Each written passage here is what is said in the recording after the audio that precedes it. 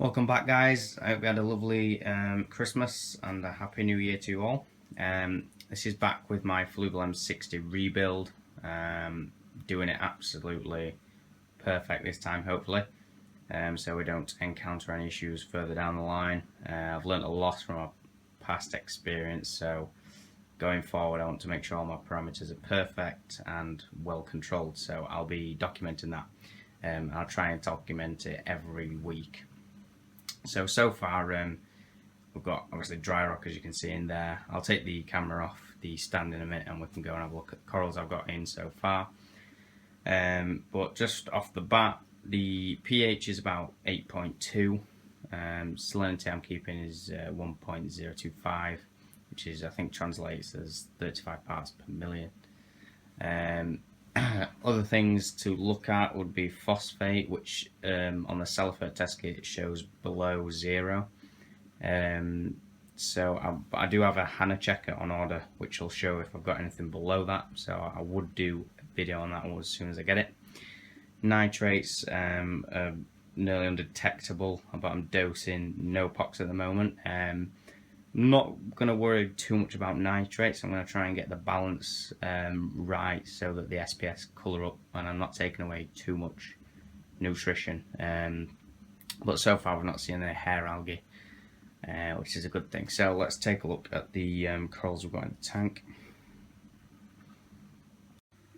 Okay, so I've done the aquascape so that the flow in the tank's suitable. It's not too much. I've gone with a very, I think it's REEF based sand from Red Sea. Basically it's going to help keep the pH, and it's live sand, by the way, not dry, but I went with the dry rock. So let's take a look.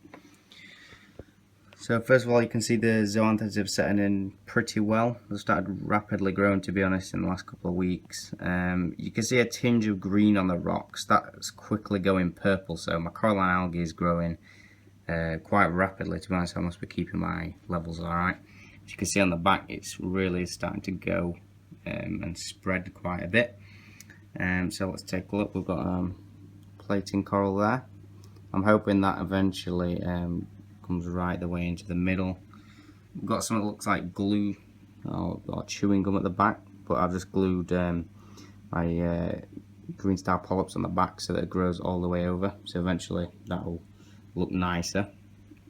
And again, there's another little bit at the top here, just to cover that top bit of rock, hopefully.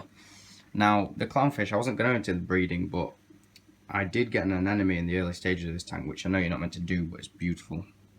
And they're already making, spawning behaviour. And funnily enough, these are tank bred clownfish. However, they have learnt to host the anemone. So the little one hosts it a little bit more than the female, but she's starting to now host it, and she was nipping it back the other day and cleaned off the rock just at the side of it. So let's have a look at some more zoanthids. I've got some more here that are growing nicely. I had a little bit of bryopsis, so I dipped all my zoanthids. It seems to be not present at the moment, but if not, I'm going to try using elevated magnesium levels. Some of the little colony there. I'll tell you what is going well. The torch corals that came out the tank beforehand, they're all full of algae, nearly dead, and now they're coming back really well. At the moment, my castle lighting's on acclimation mode because I've put some new SPS corals in. This is a hammerhead that's really taken off. And then this thing here, I think, is a green. It's a green Acropora Slimer. But it's still got to green. I only put it in yesterday, and already it's opening up, so I'm quite happy with that. I've got my Kenyan tree behind that. You can see that's doing well. And right at the back is a green Ceratopora, I think, SPS. That was in yesterday, and already it looks really well. So quite happy with that.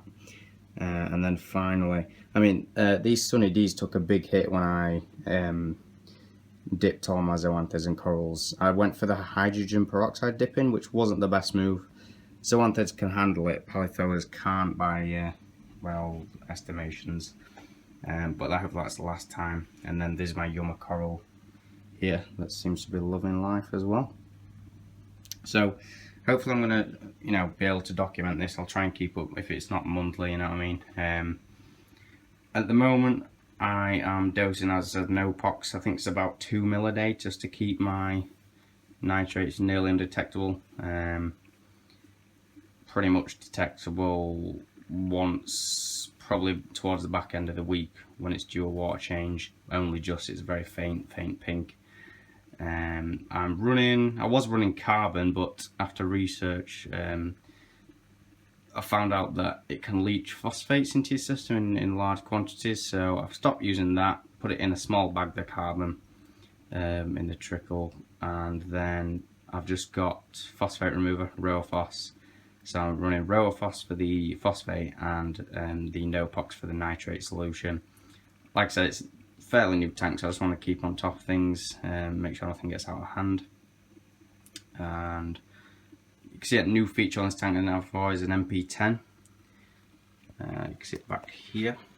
So that does a spectacular job, keeping my temperature at 26, roughly 26 degrees, and it's dropped point, which equates to 78.7 Fahrenheit. I am getting a controller for the temperature, which will keep it, you know, probably 0.1 difference for the SPS. So, and I made, if you just hold there a second, I've made myself, instead of buying a chiller, I bought some PC fans and put them together. So we've got a bit AC infinity fans there, and that's going to sit just across there, pretty much this top one where the water comes in. And I'm going to link that up to the controller, so for the cooling side. And they seem to do, got good reviews and everything, so we'll give it a bash. And I've seen another reefer using those fans, so I think it's a brilliant idea. So yeah, that's pretty much it, guys. I'm going to try and document the growth from this tank. Hopefully a lot more successful, and I'm hoping in a year to at least have some SPS hitting into that middle gap there and looking like a nice reef. So if anyone wants to leave any comments or ask any questions about this tank, please let me know. I'm just going to give you some side close-ups at the moment. You can see